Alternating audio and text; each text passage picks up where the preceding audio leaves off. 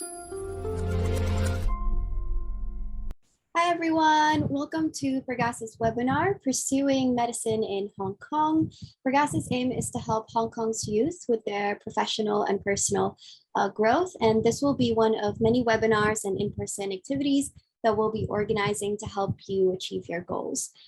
So if anyone has any questions during the webinar, please type them out in the chat box and we'll get to answering them towards the Q&A session.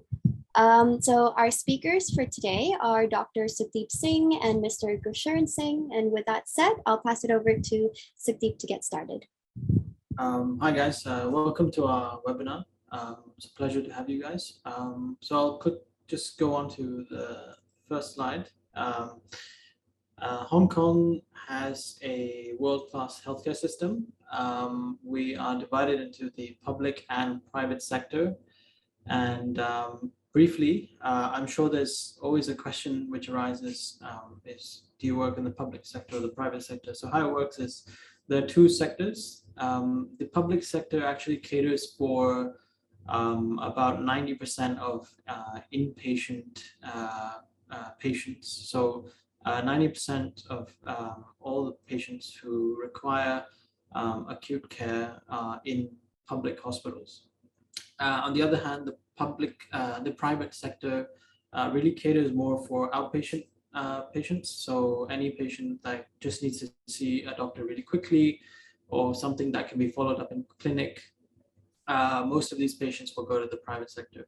So for the public sector, is actually under the Food and Health Bureau, and there are two sort of arms. One is the Department of Health, and that's really what we'd say our government doctors would work in the Department of Health, and the other offshoot is the Hospital Authority. So Hospital Authority has all the public hospitals and all the general outpatient clinics and all the specialist outpatient clinics under it. These are public hospitals, and if doctors work under the Hospital Authority, they're serving the public sector. But they are not, strictly speaking, government servants. On the other hand, you have the private sector, and this involves a lot of private hospitals, private general practitioners, including Western medicine, Chinese medicine, and as mentioned, the ever-growing number of private hospitals as well. So there's obviously, when you think of medicine, the first thing someone thinks of is doing medicine, and they immediately just think that's just being a doctor. But there are actually quite a few health-related careers. These are a few of those. So other than being a doctor, you could be a nurse. You can also go into allied health, which involves either being a speech therapist, so actually focusing on someone's speech and their rehabilitation, or being a dietitian and giving someone adequate dietary advice, or being a physiotherapist, actually physically being involved in their physiotherapy, in their rehabilitation. Another branch of that is the occupational therapist. So occupational therapists will help you rehabilitate in a very specific way. Another career is being a clinical psychologist, so someone who really talks to a patient to see how they're doing mentally and how they're coping, which is not the same as being a psychiatrist. Other jobs involve healthcare assistants who actually help in the actual care of a patient. So stuff like giving food to the patients, feeding patients, or actually helping them in the ward with whatever they need, such as even changing elderly patients' diapers, or helping them walk around the ward. Porters are very important as well. Sometimes you have to take a patient from a hospital's ward from block A to block B. So porters are people who will push the bed if the patient is bedbound.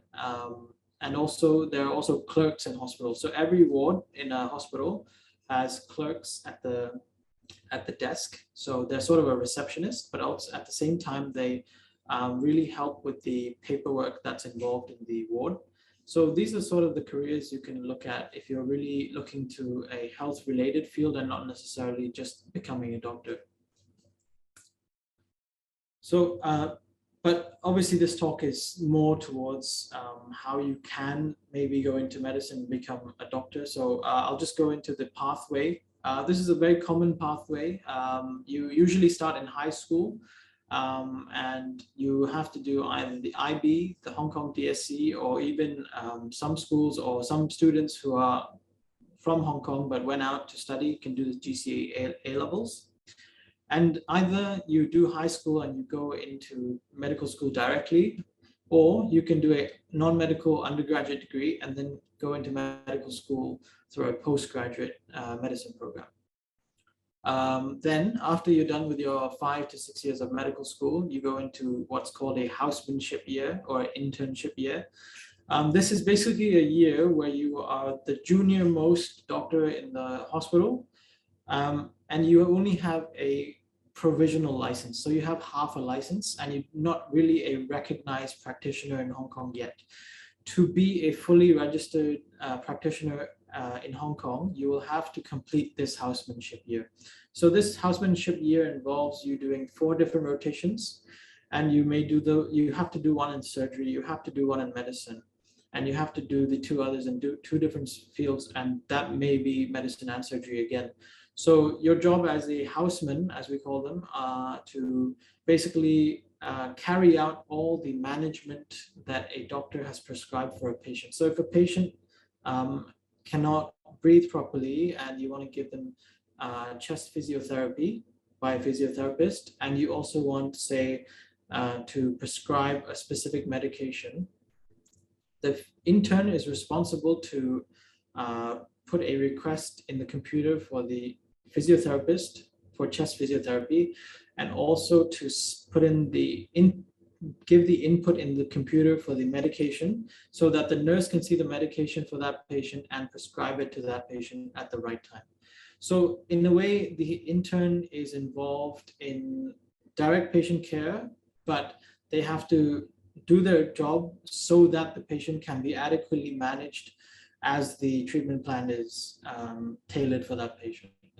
So it's a very tough year. It's one whole year of doing absolutely things you didn't think you would do as a doctor, but it's necessary. So stuff like blood taking, as I said, inputting stuff in the computer, writing discharge summaries. So when a patient is discharged from a hospital, you have to write a whole summary of their in-hospital stay, so that next time if they're admitted or next time if they're seen in a clinic, the physician can see what has happened with that patient recently. So it's a very important part of your career, but it's where you all start after medical school, and it's very important. After you've completed your internship year, you are allowed to have a full license to practice in Hong Kong, and you can be admitted to a residency program. And there are different residency programs. So for example, if you want to go into surgery, you will apply. It's basically a job application. You have to apply to different hospitals, and you have to apply to different departments of that hospital. So if I want to do surgery at a specific hospital, I will apply to that hospital for the surgical program, and they will interview me if they want to interview me. And then if I'm accepted, I will be a resident in that program. And this applies to medicine, surgery, and also obs and gynae, pediatrics, orthopedics, family medicine, psychiatry. And after you've done in your residency, you are actually literally just working to become a fellow or a specialist in that particular department. So when you join a residency, if you're in the surgery program, you are joining that program to become a specialist in a specific type of surgery. And that's also your starting point. So we'll delve more into that in a bit. So obviously some of you are in high school, and some of you are, I think most of you should not be in medical school yet. So are there any suggestions we can give you before going to medical school, or anything that we did which we think was helpful? So one is, obviously you can try, you've probably all seen this in application, the websites for application to medical school, that they suggest you to have a slightly more very involved extracurricular profile. So what you may want to do is to try to find local medical practitioners who you may attach with, or What's easier is Hong Kong and CHK medical schools have attachment programs, and they usually used to do this. I'm not sure if they've done it for the last 2 years because of COVID, but do look into that in the coming few years. And you can try to join these attachment programs to get a feel of what it's really like to be in medical school. Another thing you can do is to do any volunteer work or service related work. And you can, I used to do this. I used to join any volunteering work I could do. And it's really to demonstrate that you want to do service for the rest of your life. And you're trying to tell the medical school that I am involved in service. And although you may be doing service in your daily, sometimes you need to do it formally as well so that you can demonstrate it in your CV. And you might have to do this with specific groups, and you might want to look into that as well. Another thing, question was just frequently asked is, do I need Cantonese for medical school and for being a doctor in Hong Kong? The reality is, yes, you do need Cantonese to be in medical school in Hong Kong. To be a specialist, however, there are 3 specialties in which do not involve Cantonese: anesthesiology, radiology, and pathology. But before you become a specialist in these 3, you have to go through medical school. And if you go through medical school in Hong Kong and you go through training in Hong Kong, internship and residency, you have to know Cantonese. So the quick answer is yes, you do need Cantonese. And if you don't know Cantonese yet, you can practice and improve your Cantonese before medical school and before your training in Hong Kong. So one of the more important points that I want to make is the factors you should really consider before joining medicine. It's a very noble thing to say that you want to become a doctor for the rest of your life, but you have to really have the passion, and you have to really want to do it for the rest of your life. It's not one of those degrees that you might just get and then you feel like, okay, I can just do whatever I want in life now, because there are some skills that are transferable, yes, but what about the time you spend in medical school? So you really have to think about the opportunity cost. It's 5 to 6 years of medical school in Hong Kong. If you do an undergraduate degree and then do medicine, that's even longer. So you really have to think, is this really something I'm passionate about? And do I really want to go on with it before really going into medical school? So think about the opportunity cost, because the time is very long. You start, once you've joined medical school, you'll be studying, you'll be learning, you'll be giving exams maybe for the rest of your life. So obviously until a specific point in your life, but that's already like 30 years old, you might still be giving exams.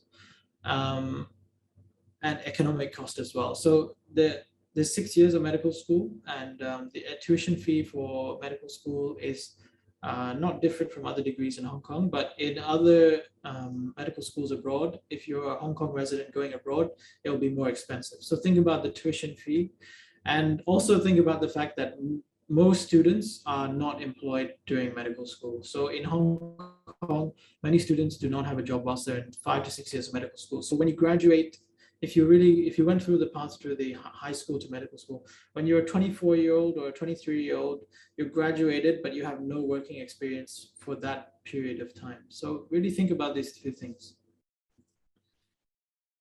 So I'll go through a few common frequently asked questions. And the first one is, what is it like working as a doctor in Hong Kong? So as I'll tell you what it's like being a doctor first. So general duties of a doctor include, in the public sector at least, ward rounds, which is every patient which is under your team or which is under your care is your patient. And you're responsible in the mornings to round that patient. Round means to see that patient and to see what's their progress and to give a plan for that day. And that also includes to contact and discuss the treatment plan with their family members. Most patients in Hong Kong are generally old and over the age of 60. So you really have to involve family members and you have to talk to them. And this is again where Cantonese is really important, because most people in Hong Kong just speak Cantonese. I'm a surgical resident, so my general duty also includes OT days. So I have days which I have to also attend operations and surgeries. So after I've done the ward round, for example, the OT is at 8:30. I have to do all my ward round before 8:30 with my senior, and then 8:30 I'll go and join the OT. And for example, if I've done the OT, the PM round, we have two rounds in the day. One is in the AM and one is in the PM. So the AM round is usually before 8:30, and the PM round is usually starting at 2:30. We'll do the OT, and then we'll come back to do the PM round.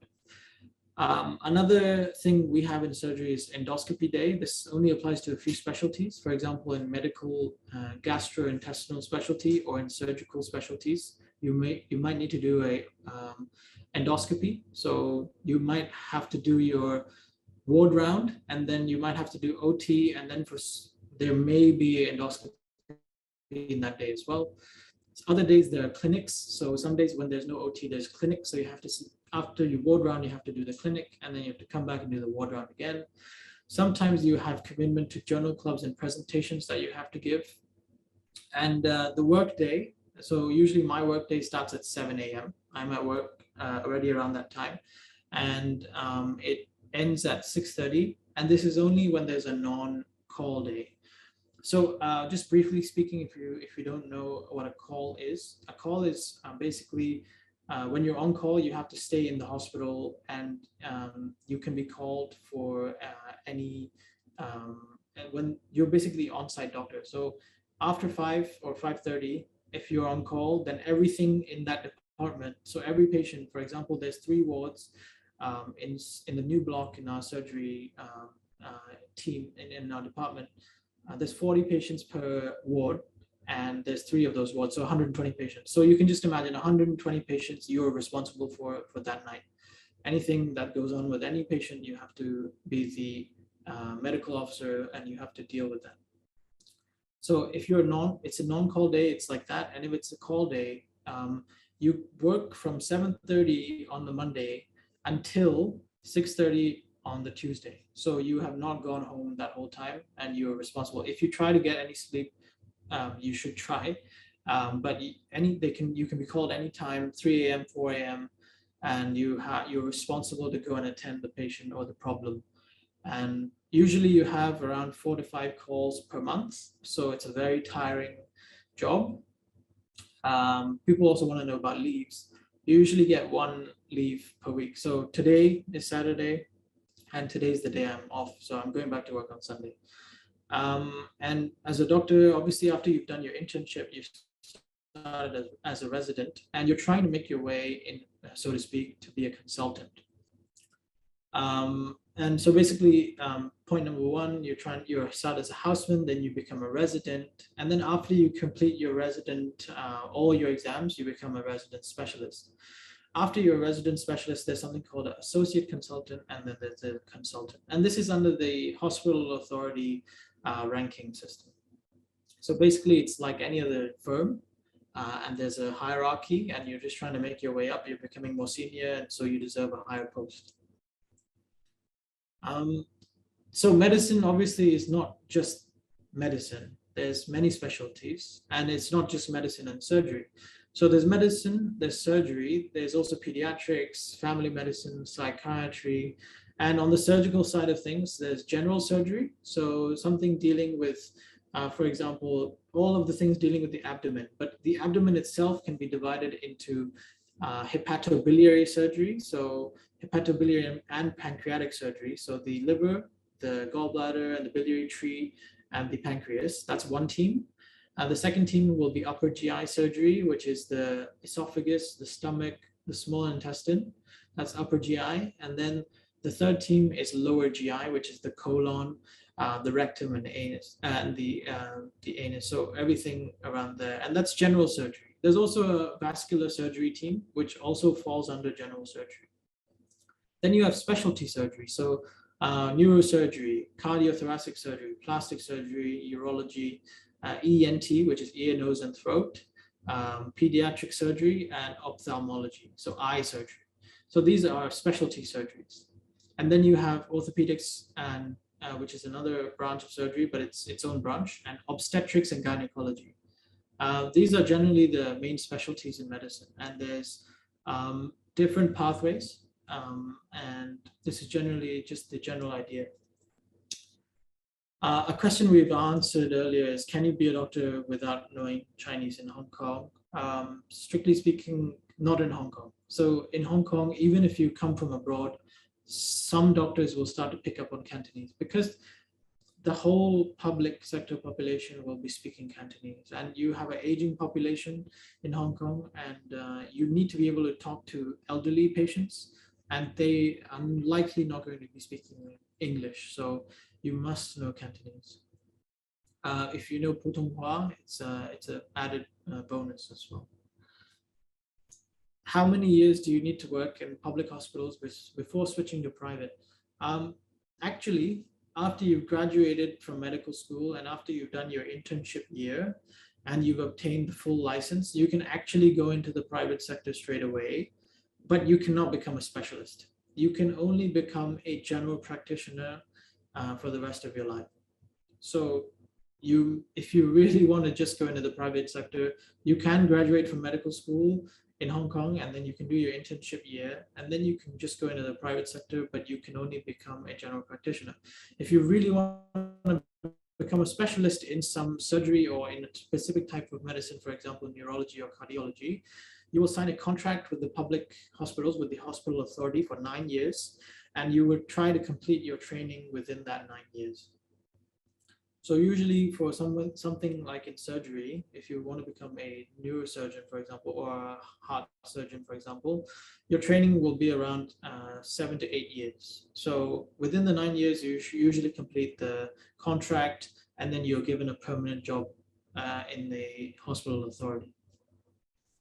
If you want to become a specialist and then switch to the private sector, you have to become the specialist in the public hospital, which is as said, 7 to 8 years, and then you may possibly switch to the private sector if you're hired by a private firm or hospital. Another common question is, does the doctor need to continuously give exams in their life? So yes, for specific specialties. For example, if you're, again, in surgery, you have to do your basic training and your higher training. And for your basic training, you have to give 3 exams. And then for your higher training, you also have to give, I think, 1 or 2 exams after you've done that training. So it is a lifelong learning process in medicine. And I think you should be prepared for that if you really want to go in. So I'll just pass the ball on to Gursharn, who will be talking about studying medicine in Hong Kong. Thank you, Sukhdeep. So I'll just discuss studying medicine in Hong Kong. So if you could go to the next slide. Yeah, so the medical schools that offer medicine in Hong Kong are basically Hong Kong U and Chinese University of Hong Kong. And both of them offer a medicine program which is of 6 years of length. And both of them are quite highly ranked throughout the world. Yeah. So the next question is what types of undergraduate medicine related degrees do each of the medical school offer? So the Faculty of Medicine in Hong Kong University offers a Bachelor of Medicine, a Bachelor of Nursing, which is 5 years, a Bachelor of Chinese Medicine, which is 6 years. It's the same as Bachelor of Medicine and Bachelor of Surgery. And then comes Bachelor of Pharmacy, a Bachelor of Biomedical Sciences, and a newly inaugurated program, which is the Bachelor of Arts and Sciences in Global Health and Development in Hong Kong U. And lastly, a Bachelor of Science in Bioinformatics. In Chinese University of Hong Kong, the programs are similar to that of University of Hong Kong. So they offer a Bachelor of Medicine, a Bachelor of Nursing, a Bachelor of Science in Biomedical Sciences, Bachelor in Chinese Medicine, in Public Health and Gerontology, in Pharmacy, and also a Community Health Practice. Yep. So what is the curriculum like in Hong Kong U? So the 6-year curriculum in HKU is basically divided into preclinical and clinical years.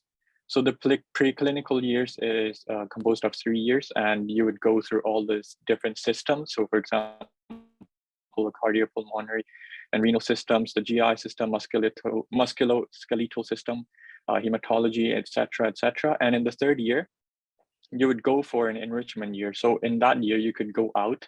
For example, you could go to different countries to learn a different subject, for example, or you could pursue a master's in one of the degrees and actually graduate having a master's and a bachelor of medicine degree after the end of the 6 years. And in the clinical years, you rotate through different specialties. So in year 4, it's a junior clerkship.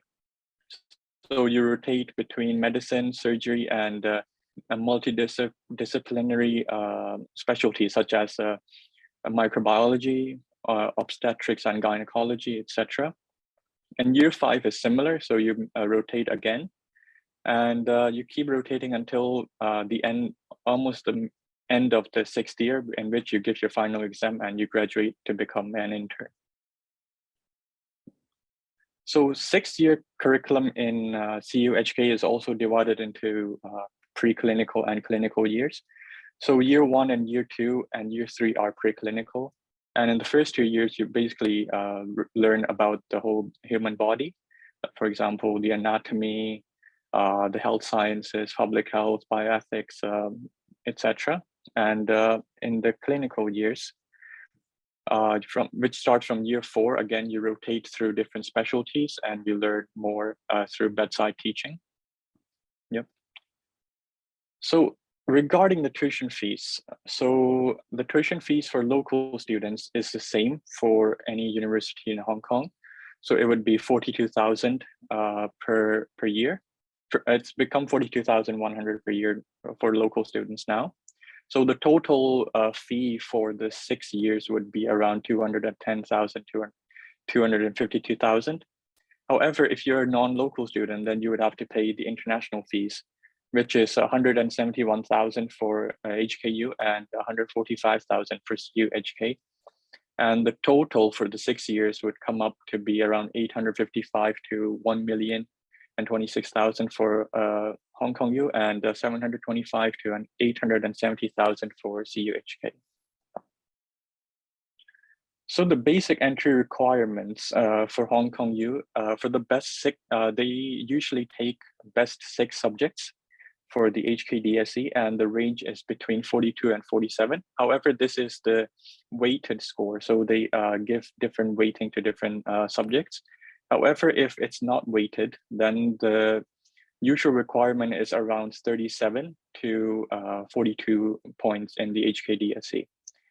And for IB, it would be around, the average intake would be around 43 points out of 45. And the GCE A levels, they require at least 3 A stars and 1 A. And for CUHK, it's similar to HKU, in which the HKDSE, they require about 40 points. They require a minimum of 42 points for IB. And lastly, for GCE, they would require 4 A stars for the basic entry requirement. So the application process is quite simple. So there is a JUPAS and non-JUPAS pathway. So for JUPAS, which means the HKDSE applicants, they would submit their applications from September to December, or when the application process starts.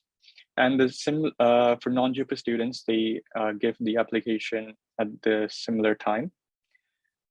So the main difference for non-JUPAS is that after you give your application in around a month's time, so around December to January, they would give out interview offers and they would have selection interviews. And then shortly after that, so a couple months later, they would give you an actual offer so to tell you if you have made it, and they might give you a conditional offer or a non-conditional offer. And after your result, so they would take that into account. So for example, they gave you a conditional offer of, for example, 42 out of 45 IB. And if you achieve that, they would give you a proper offer. And then at the end in August, if there are places remaining, there might be a clearing of waiting list or appeal cases.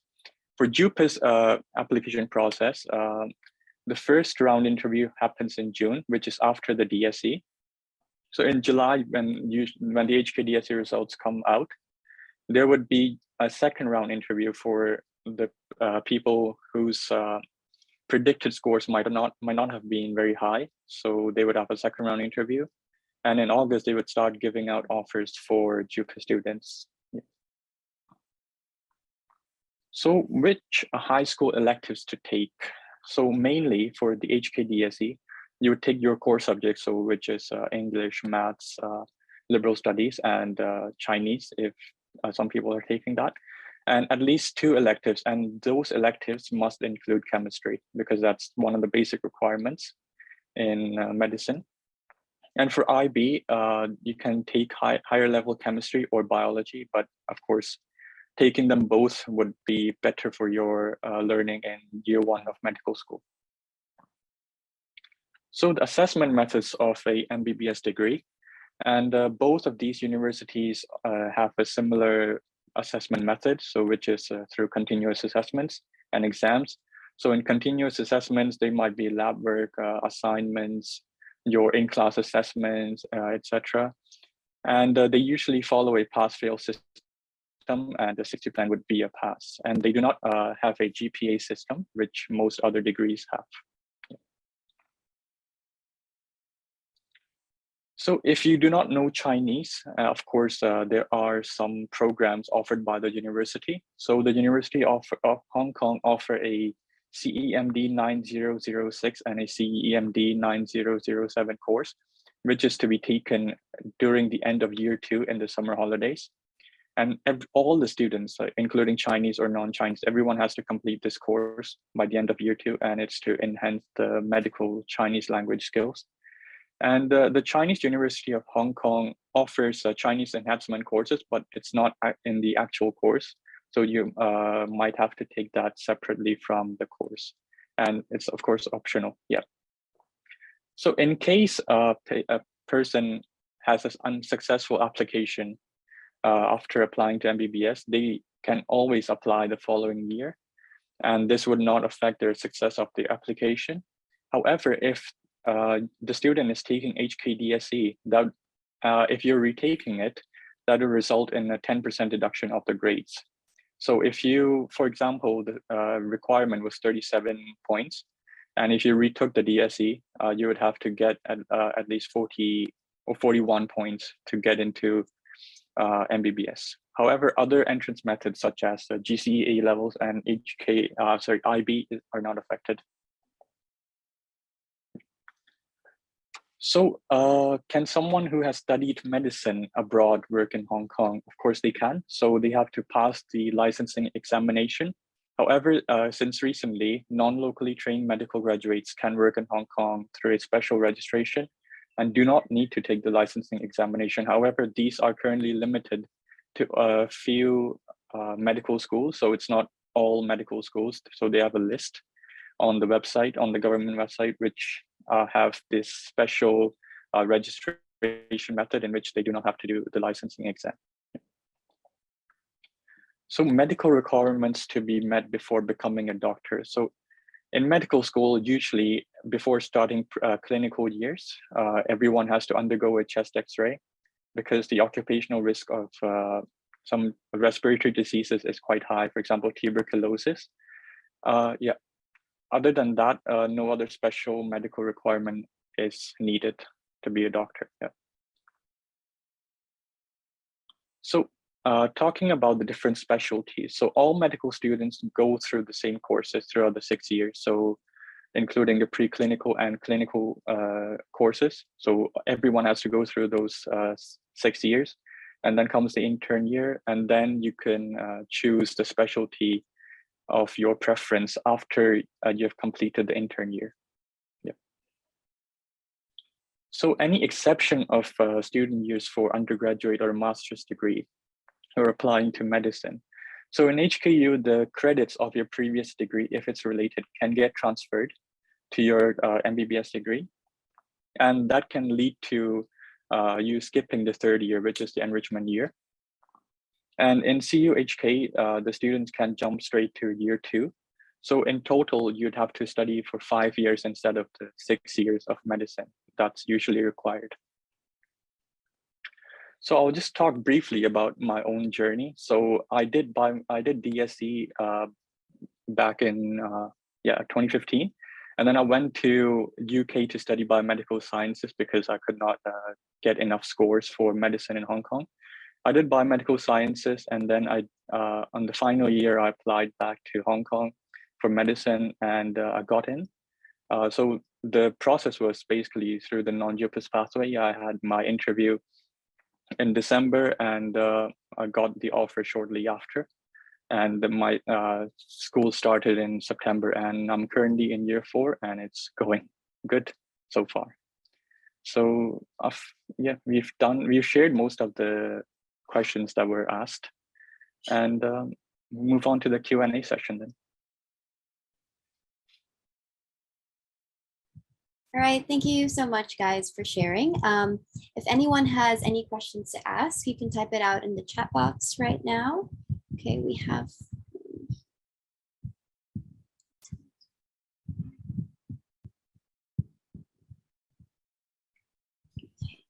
Would it be, somebody's asking if it would be possible to share details for starting nursing studies in Hong Kong?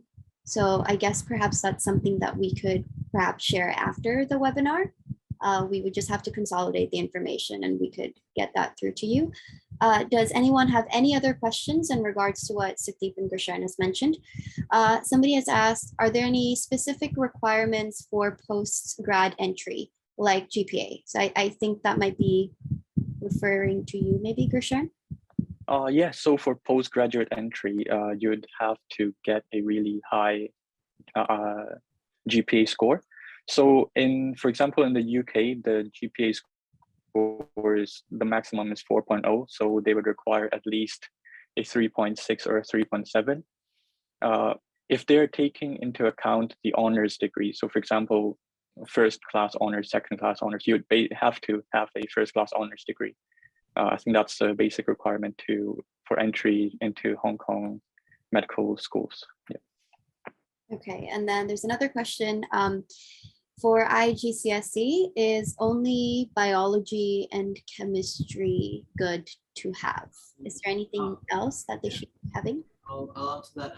So IGCSE is usually done when you're in year 11 or year 10 to 11. So it's not really taken into account when you're applying for medical school because you must have done either the DSC, the IB, or the A levels. So you can take bio and chem, but just get a maximum number of marks. So just, I don't know, I think the marking system has changed for IGCSE. It used to be, the maximum used to be A star for us. So try to get the max points during IGCSE and just do well overall in the IGCSE so that that can support your application when you've achieved a good score in Hong Kong DSC or in IB or A levels. Okay, and I think this is referring to one of the slides that we had. What's the estimated cost for pursuing medicine outside Hong Kong? So we said what international students would be charged here, right? So they want the other way around.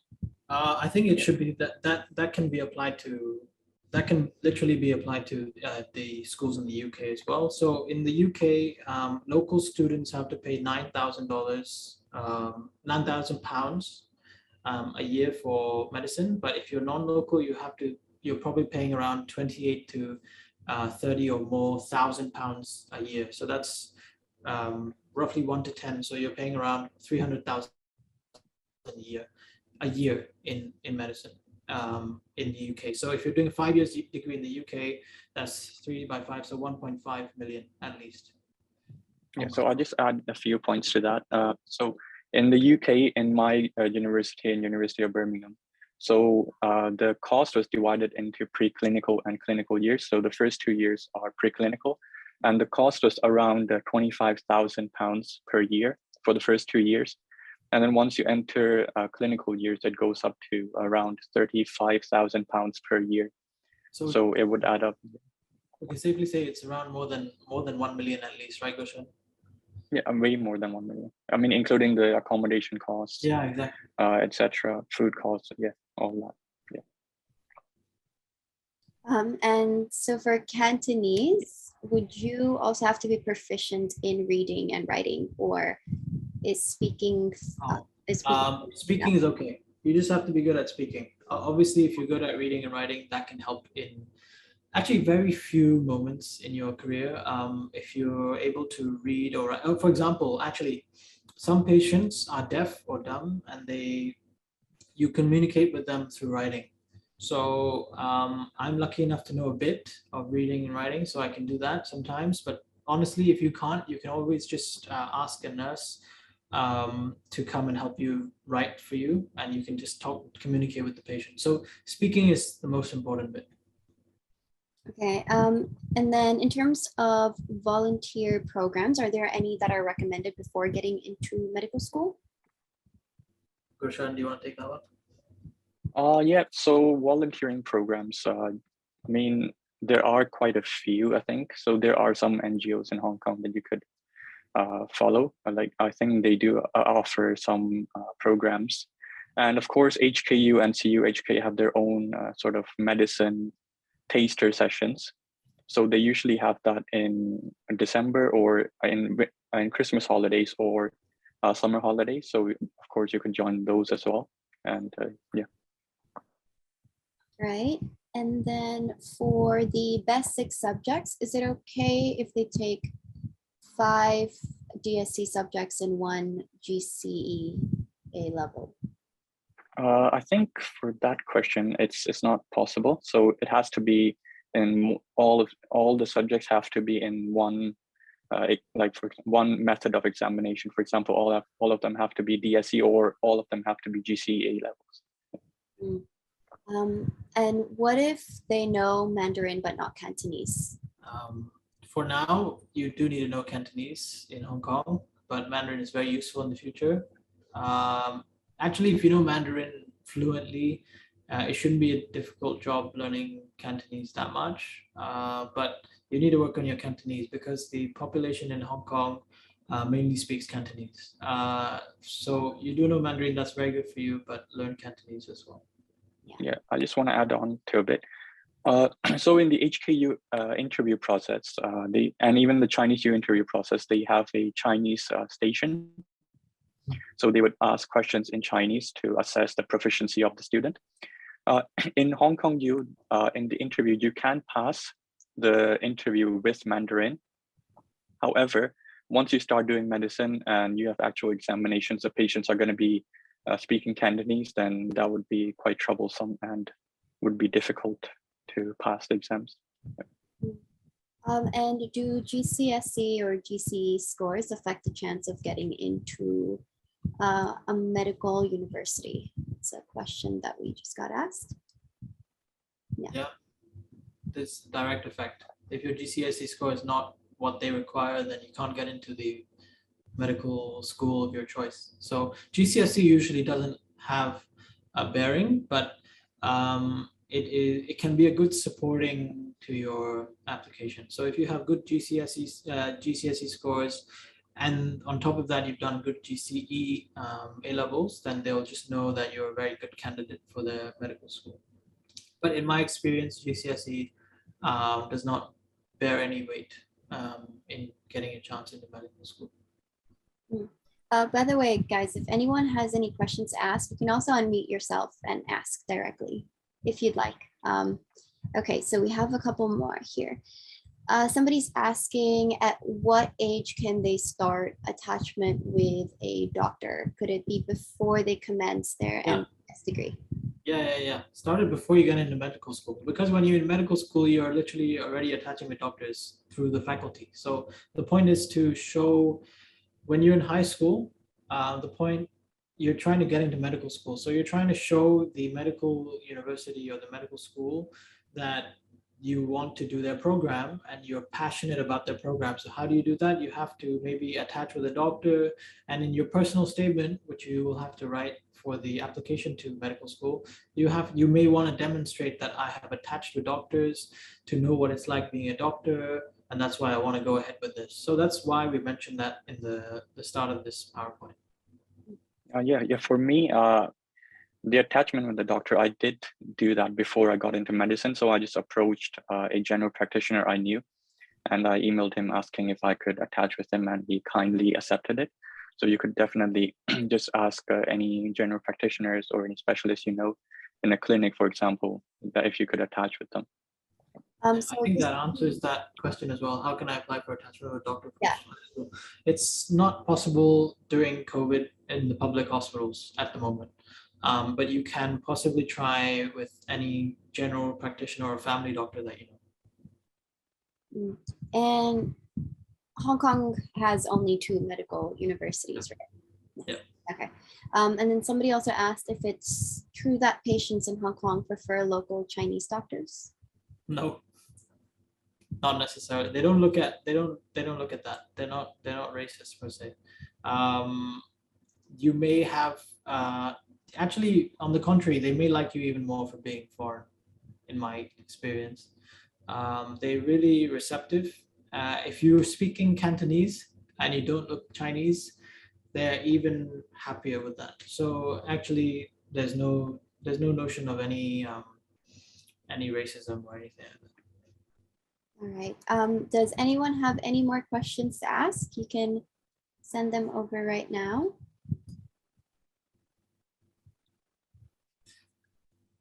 We'd have to ask lawyers what are the chances of being sued. Yeah, there is a high chance of professional negligence, but usually practitioners in the public sector have insurance. They have insurance, so usually they're quite well looked after by the lawyers. All right, guys, just final 1 minute. If anyone has any more questions, please check them out now.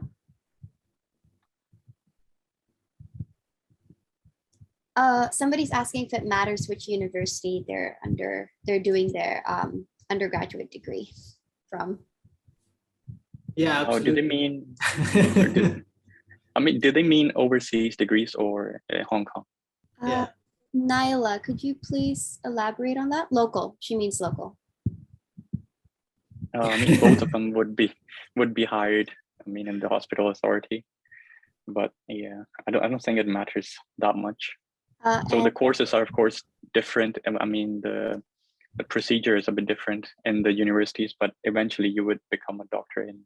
But the ranking obviously this year, CUHK is higher. So at the moment, CUHK is slightly more prestigious. So if you want to join, please join CUHK. Yep. So we know who's from CUHK.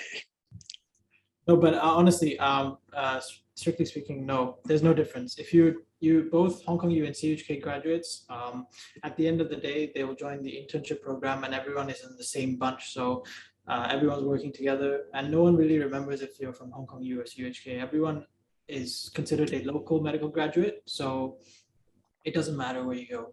It's just maybe more convenient if you live on Hong Kong Island to go to Hong Kong U. If you live in New Territories, it's convenient to go to CUHK.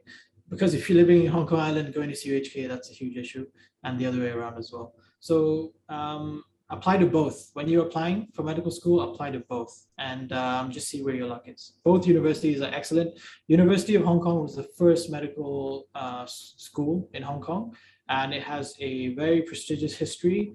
I think anyone would be lucky to be a part of it. CUHK is more like its younger brother, and it started in the 1980s, and both are working in tandem in Hong Kong to make this local healthcare system even better. So I think it's safe to say anyone would be lucky to join either medical school.